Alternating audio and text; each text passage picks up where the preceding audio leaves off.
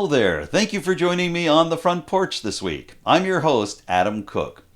This time around, we're focusing on Ukraine. It's been just over 6 months since Russian forces invaded the country, and we're going to take a look this week on the impact of Ukrainian refugees arriving in Nova Scotia.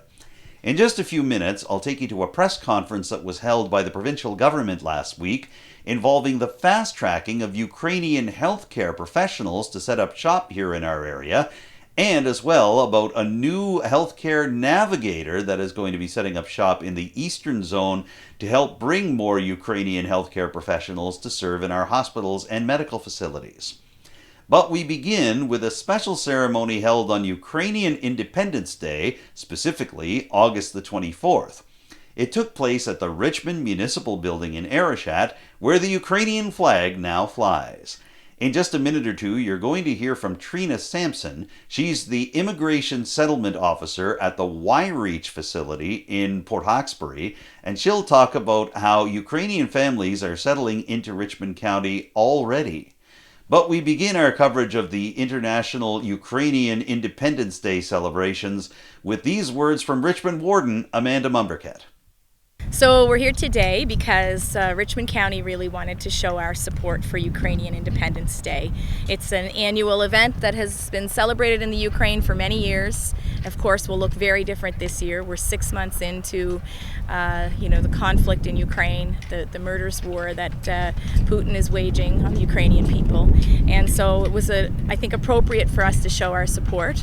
Canada has one of the largest diasporas of Ukrainian people in the world, and it's our duty to support them in any way that we can. We have probably up to a dozen families of Ukrainians living here who have been displaced by this conflict. So we want to welcome them to our community and show them that we support them in every way. Many folks who do become displaced by war in that way, many don't return to their home countries. They choose to stay in the communities that they settle in. So we just wanted to show our support today for them, and to show them that we're here for them as a country, but also as a county. Keeping all this in mind, we asked Warden Mumbercat if the municipality was planning any direct financial contribution to the Ukrainian effort. Here's her response. So as a municipality, as an organization, we, certainly that's a little bit outside our scope, but as individuals, I know that many people working here, many of our councillors have been very supportive, either through fundraising efforts or through, supporting families directly. Many residents in Richmond County are also doing the same. Recently, just in St. Peter's, we held our Swim the Canal event to wrap up Nicholas Denny's days, and what a fantastic fundraiser that was. And all of those funds went back to Ukrainian support efforts. Also on hand for the Ukrainian Independence Day ceremonies at the Richmond Municipal Building in Arishat, Trina Sampson, who is the Immigration Settlement Officer for the Y-Reach office based at the Port Hawkesbury Civic Centre. I asked her why she felt that this kind of ceremony was important not only at this time, but in general. Here's Trina Sampson's response. We have a lot of Ukrainians coming to Canada, and actually specifically to our area here. Independence Day started in 1991 back in the Ukraine, and it is their main holiday of the year. So I think it's important that we show our support and that we are recognizing that Ukraine is very important to us as well, and having newcomers come to the area. They will be probably celebrating here in their homes that they're living in today here in Canada, and I think this is just another way of showing that we are here and we're standing behind them. On my side, I see that we have a lot of wonderful local people that are opening up their homes to welcome Ukrainians into the community and into their homes and, into their everyday lives. They're completely changing the dynamics of what's going on behind their four closed doors in order to welcome moms, dads, individuals, and children here to make sure that they're safe. And what a better place to be than in Richmond County. However, Sampson also confirms that this early success hasn't come without language and cultural struggles for Ukrainian refugees settling in Cape Breton. Language is difficult. A lot of our Ukrainians that are coming here do not have a strong English language. Of course, they were coming without the plan of actually being here and having to know the English language. But I find that individuals and community members are really supporting them. They're using their Google Translates and making them feel as welcome as possible, taking their time with them. But they will be able to start English classes next month. We start back up free language classes for our newcomers, so the Ukrainians that are here will be able to enroll in those classes for free. There's uncertainty, of course, uncertainty of knowing is this going to be their forever home, or are they going to be able to return back to the Ukraine? Statistically, only 30% return back home, so they have to look long term. Right now, they have a permit to be here for the next 3 years. Lots of our Ukrainians that are here now are already working, which is wonderful. So they're integrating into this community. They're getting an opportunity to practice their language. There is some uncertainty. We don't know and they don't know, but I hope that, they feel that they are integrating into society and that this is where they would want to stay long term. We're happy to have them here. They're lovely. The community is learning their culture and embracing it, as I think they're learning to be here in a different country, different climate, different language, and having to find new employment and wanting to be successful. So yeah, it's been quite interesting actually, but really rewarding to see them starting to flourish and starting to work and feeling like people want them to be here. Both Sampson and Strait area residents are familiar with this type of situation, having brought many Syrian refugees into the Strait area and Nova Scotia following the Syrian refugee crisis of 2015. Both Sampson and her fellow Strait area residents have a better idea of what's needed in terms of welcoming those from another country into new homes in local communities. Sometimes things happen so quickly that there's lots of I's to dot and T's to cross, but we're working together to do it together the best we can.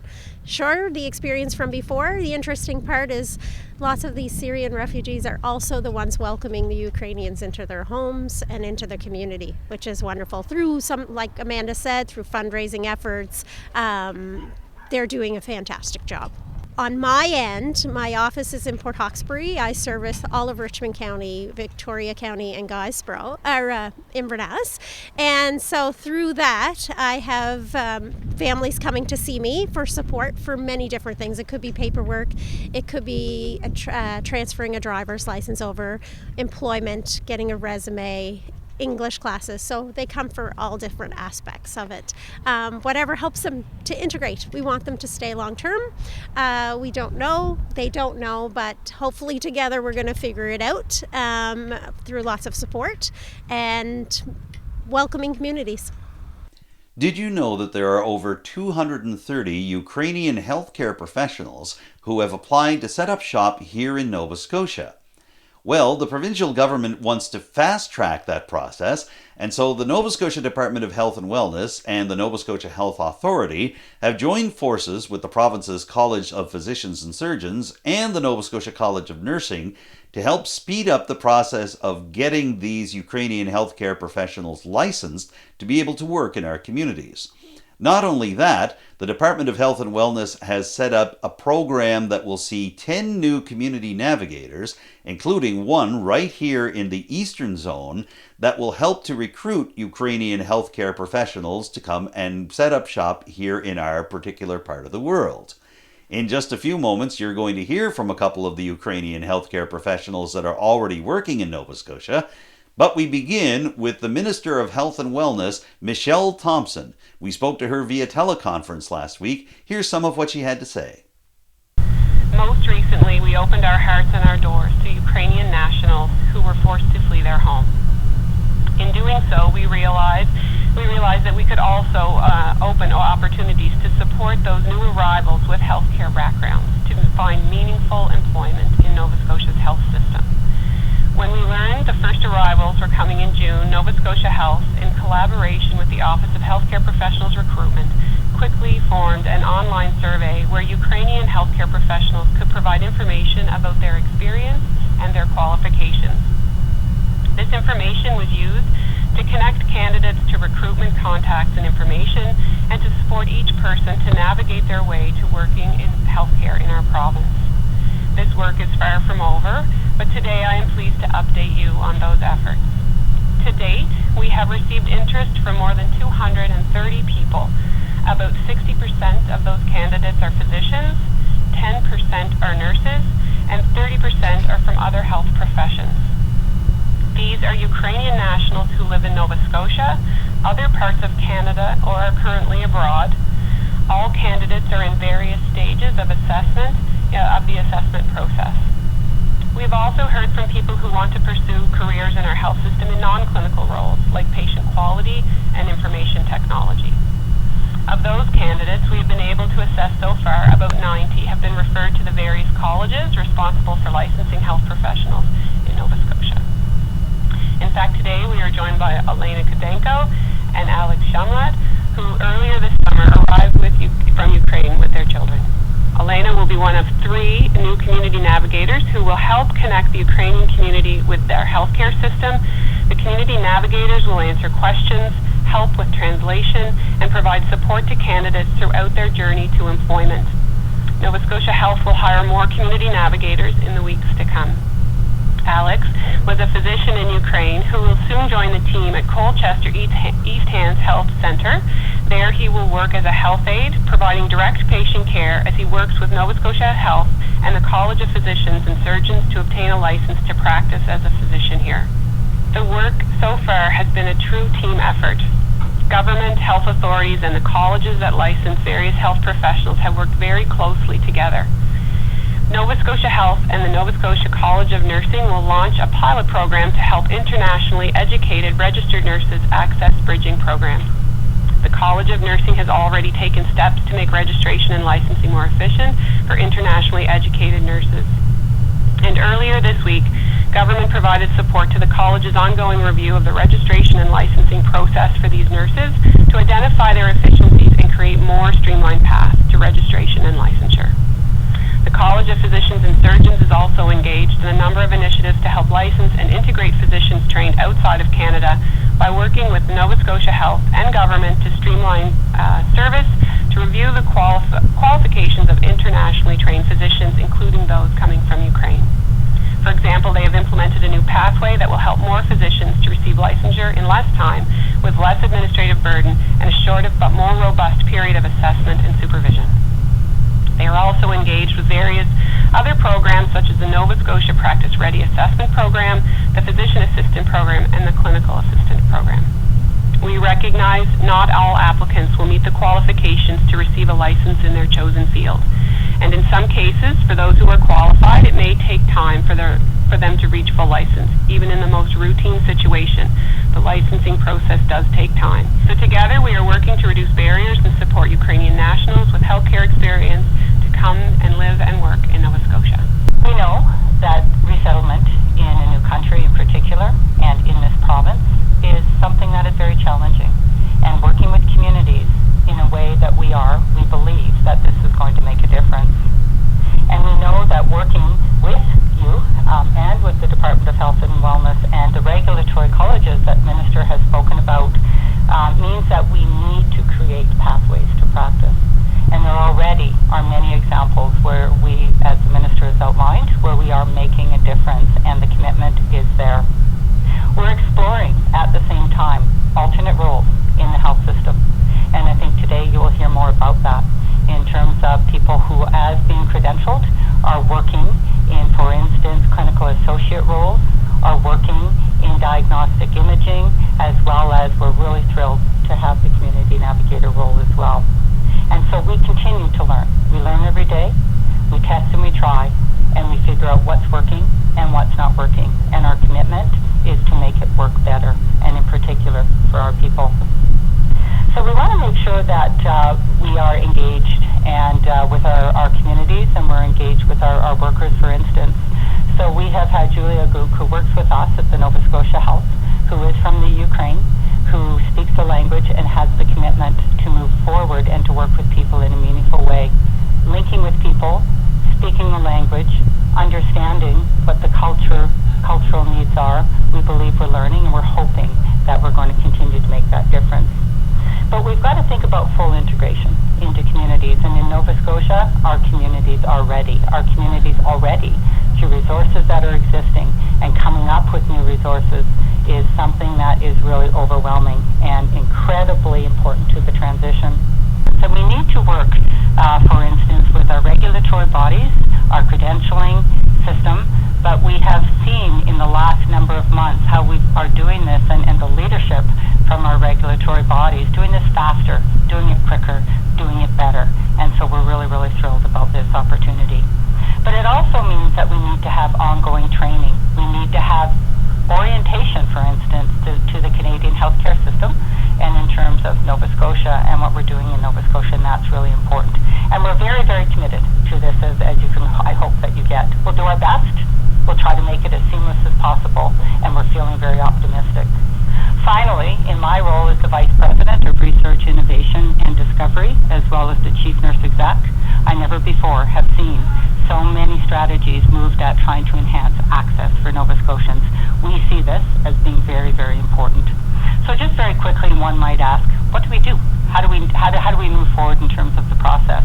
Well, very quickly we were able to set up a website that in this case, our Ukrainian community, our people can sign on to the website. They can tell us a little bit about themselves. We can figure out who they are. We can start that kind of assessment, which is incredibly important. So this information, the data and the evidence to inform what we are doing each and every day is very obvious, and it's incredibly important. So I'd like to thank those people who actually have developed this website. And we also, through this survey, we're learning about backgrounds and education and what needs are of people to be fully integrated into the system. And we have teams behind the scenes who are reviewing this each and every day to find out where's the fit, how do we integrate, what are the needs. And then our community navigator system, for instance, as we grow that, as the Minister has alluded to, we see this as being a key role. People need to hear from us.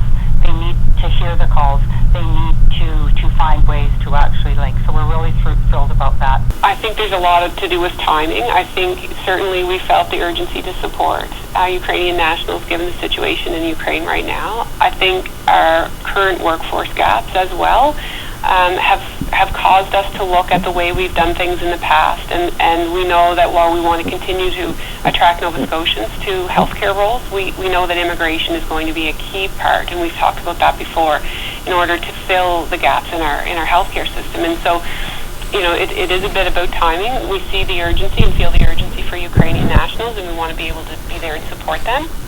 And we also have this opportunity where we have a number of vacancies and a number of opportunities in the province. So what a perfect opportunity for us to be able to work with them directly. And as we work with particular countries, we will learn, and each time we bring someone in, settle them, license them, understand, that process is more and more refined. So this really is around test and try, and we're grateful for the patience of folks as we learn a little bit more about what they bring and what we need and how we can bridge the gap. Now, as we've mentioned to you already, there are actually 2 Ukrainian healthcare professionals that have set up shop in the central part of the province. They're a husband and wife duo. Dr. Alex Shalmut is a health support aide at the Colchester East Hants Medical Facility, and his wife, Elena Kadenko, is one of the 3 new community navigators trying to bring healthcare professionals from the Ukraine to Nova Scotia. Here's what they had to say at the teleconference that was set up just last week in Halifax to discuss the fast-tracking of Ukrainian healthcare professionals' applications to set up shop here in Nova Scotia. That you give us such big opportunity to help people, and I want to contribute to make Nova Scotia health system more better for all Nova Scotians, and we try to help people to find new job with all opportunities to make it more quickly, more easily, and I hope that soon Nova Scotia will have more experienced, well-educated professional in medical system here. Thank you very much. Hello, I am Alex Shangrad. I am from Ukraine. I want to say thankful for government for this program to support us like Ukraine people and Ukraine physician. And we hope we will do many things in Canada. And we will try to do the best level for medicine, for medical education, for medical skills system. And I say one thing, thank you all for this. This is really human. Everybody tried to help us, and government and ministers that do such programs which help Ukrainian people and us to feel our force to use our knowledges and to be helpful to all people here. Certainly, you can speak a little bit about what your resources are, but that's why we've been working with the College of Nurses as an example. So yesterday we announced additional funding because of those reasons. We know that we're asking everyone in healthcare to do more, including them, and so they may need additional resources. So we're open to those conversations to understand how we can move these applications in a more timely fashion. So as we said before, anything is on the table. We know that there's a number of people that want to come and work here, and we want them here. And we need to support not only through the licensure, but also in terms of the community settlement and making sure that when people come, they stay and they feel welcome. When we first bring internationally educated nurses to Nova Scotia, often they will work in the role as a continuing care assistant, as an example. And over time, there's opportunities for them based on what working with the colleges, what the gap is, which we've talked about before. So whether we work with Nova Scotia Health and they have a bridging, which we're looking at now, or whether they work with universities to scale the education in order for them to perhaps become a licensed practical nurse, because there are some people who will become licensed practical nurses and stay there. Others will bridge to RNs. Similarly with physicians, I met a physician at a site visit not long ago, and that individual is working as a clinical associate in the mental health. We do hope to be able to speak to the new healthcare navigator for the Eastern Zone on a future edition of The Front Porch, but in the meantime, some of you may be wondering, can some of these new Ukrainian healthcare professionals be brought to places like the Strait-Richmond Hospital, which has struggled to keep its ER running through the summer due to nursing and physician vacancies? Or could they set up shop at clinics where there are retirements pending here in the Strait area, or whether there are already departures that have happened by doctors leaving Richmond County and the surrounding communities? Here's how Health Minister Michelle Thompson answered my question about this when I spoke to her at last week's teleconference. We are calling from a region where the ER located nearest to us at the Strait-Richmond Hospital has been operating under a difficult ER model since June, as imposed by the Eastern Zone of the Health Authority at that time, due to several nursing positions and an ongoing physician position being empty. Is a situation like this being considered as a red flag area in terms of directing new professionals like those being brought in under the Ukrainian program? There's a couple of things. We absolutely want to look at where there are a number of closures and how we support communities to have access and open of services. And we have to recognize also that the important part navigation plays. So we want to make sure that we match communities, the community needs, community expectations with the healthcare providers. So it's not as simple as just taking someone and putting them in a certain community. We have to explore and make sure people have choice and work together with community to help settle people. So those areas are definitely a priority, and we also need to look at the needs of the healthcare providers and make sure that they're a good fit so that we don't have this problem 6, 12, whatever months down the road if the fit isn't there. So it's a bit of an art and a bit of a science, but we are committed to supporting those rural communities. You may be interested to know that it's not just the Ukraine that is being targeted by Nova Scotia health officials to bring healthcare professionals here. As a matter of fact, there are several countries around the world that have not only been targeted by Nova Scotia health officials, but have also seen many applications coming from healthcare professionals there to make Nova Scotia their place of work and their home. We're working with our Philippine community presently, where we have a number of nurses potential nurses who have been on the ground from the Philippines for some time. Through our websites and our ability to actually reach out, we know where they are, we know what they're looking for, we're understanding, to earlier points, what some of the barriers are, and we are dealing with each and every one of those barriers every day.